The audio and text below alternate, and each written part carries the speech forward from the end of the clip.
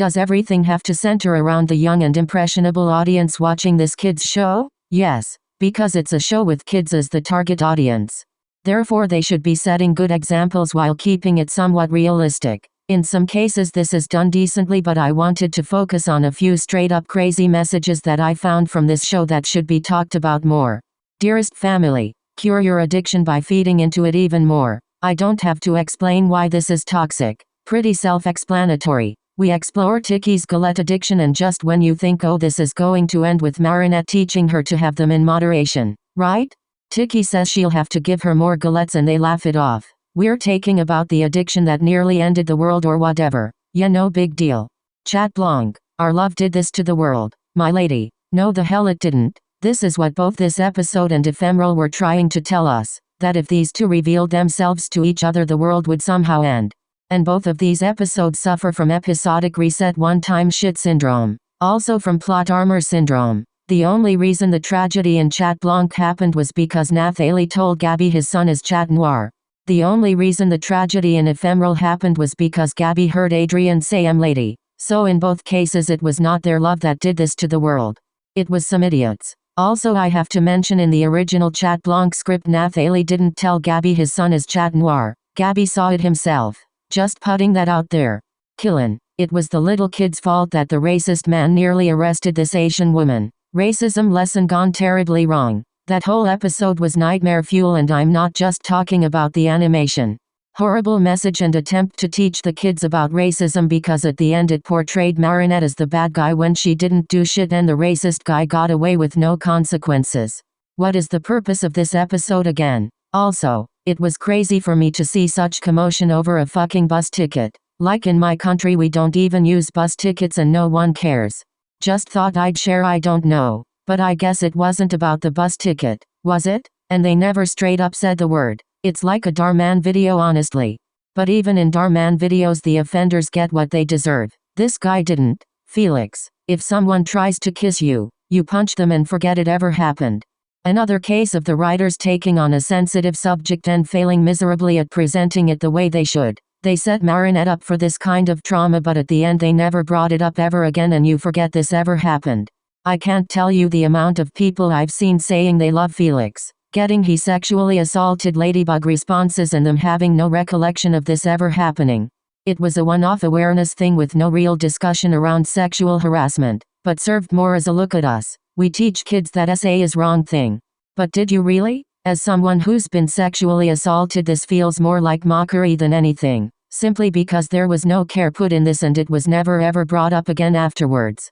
Trying to get a kiss from her by force to ruin her image of Adrian is what they were going for, but the way they handled it and how little it affected Marinette was questionable, and the reason I will always hate this scene.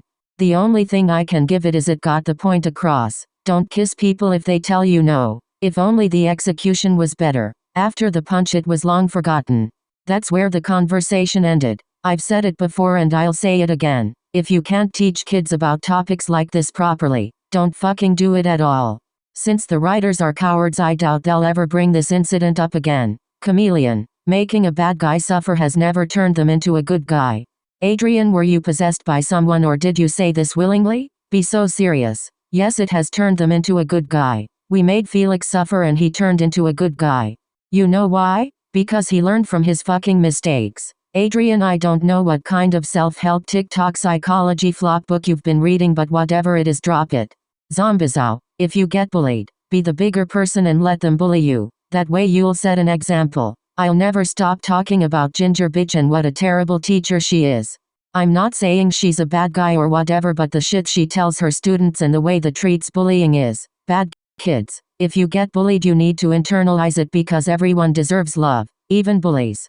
Like, what are you talking about? This bitch took Marinette aside as if she was the guilty one, making her believe she was the one at fault, and then gave her a lesson on how even bullies like Chloe deserve love and how she shouldn't make a scene. They might be trying to show that not all teachers handle bullying properly, and that's realistic for some real-life cases, but in the show there's not a single adult who has handled kids getting bullied in a decent way. So this is bad to teach the younger viewers. Recreation. 1. It's okay that I defied my dead wife's wishes because look at me, I'm a sad man. Boo-hoo. Attempted Gabby redemption gone wrong. The writers have a history of calling Gabby a sympathetic villain, but there's nothing sympathetic about him. Fuck you and your fuckus wife. I really don't care. I fucking hate how they just made Gabby look like the hero after the wish instead of telling the fucking truth. And how they put this little sob story right before he made the wish. Like he just taunted Marinette threatening to trade her life for his wife's, and I'm supposed to feel bad? I never have and never will. He is not the victim. Rot in hell too. I'll be the villain but I'll look like the hero. As Chloe once said. She basically spoiled the finale right there. Anyways, I know not everything has to be a lesson for the kids, and that doing that stops the plot from going into certain directions to make the show more interesting, and although I'm glad they went with the more unpredictable route. But knowing that Gabby was supposed to go to jail in the finale before Gloob stepped in and changed it to this atrocity because the kids in Brazil would get triggered because their parents might be in jail too is just vomit-inducing. Fuck them kids and fuck you. Not only did they give Gabby his little sob story before making the wish, now we're in the new rewritten world where he is portrayed as the hero. Great writing decision and great irony when Adrian says he wishes he could be like his father. That was sarcasm. Season 3 finale / derision / revolution. If you're a child with mommy issues who went down the wrong path, you're irredeemable and can't change. So fucking hypocritical coming from the same writers who tried to redeem the biggest piece of shit in the show that we just talked about. Yes, she can change and grow as a person in her teenage fucking pettiness. She's just written by an old man who hates her for some reason. We're not supposed to feel bad for her after all the shit she's done, yet they spent so many episodes uncovering her quote-unquote nicer side, even if her motivation was selfish to act nice. She's a 14-year-old kid, not a fucking monster. I'm tired of these people writing 14-year-old kids like this. Yes, they exist in real life. They have the opportunity to change and they don't take it. But the core message that's out there for the kids who experienced Chloe's character journey throughout the seasons is plain disgusting and toxic. Did you really need a shady bitch to be doing shady shit for drama right now when there's so much more important shit at stake? When there are so many storylines you abandoned for the sake of more Chloe screen time? Copycat. The grown-ass looking dude who was in love with the 13-year-old was totally normal because we retconned this as him being 16 to 18.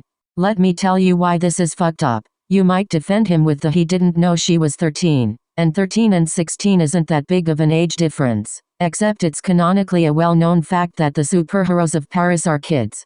They look young as hell too. This guy, however, they made his character design look like he's in his mid-20s. Thomas Astruc himself said this Theo guy is supposed to be around that age but didn't state whether he was 16, 17, or 18.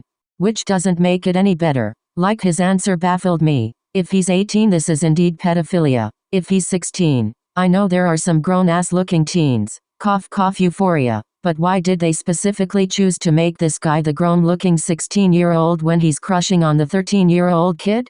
Weird as hell. They could have used this type of teen design for a different character whose love interest is, I don't know, someone their age? I've seen so many video edits of people contradicting the MLB is for kids statement by listing all the dark themes that are discussed, and they all add pedophilia and put this guy's face.